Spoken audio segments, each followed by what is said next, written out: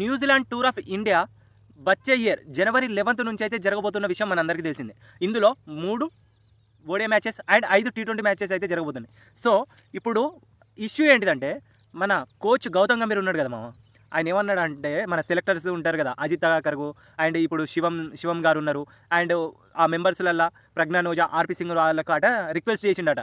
ఏంటంటే, మన కింగ్ విరాట్ కోహ్లీకి ఈ సిరీస్ నుంచి రెస్ట్ ఇద్దాం, వేరే యంగ్స్టర్స్ గిట్లా ఛాయిస్ ఇద్దామని చెప్పేసి రిక్వెస్ట్ పెట్టిండట.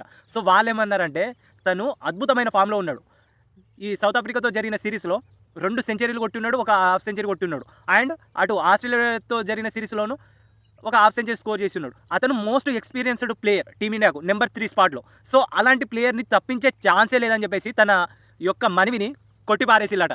సో ఇప్పటి నుంచి అయితే మన కోచ్ గంభీర్కు అటు సెలెక్టర్ల నుంచి చురుకలు మాత్రం గట్టిగానే ఉంటున్నాయి మామ. తనకు కావాల్సిన ప్లేయర్స్ కాదు, టీమిండియాను గెలిపించే ప్లేయర్స్ని అయితే సెలెక్ట్ చేస్తామని గట్టిగా వినబడుతున్నాయి పేర్లు అయితే.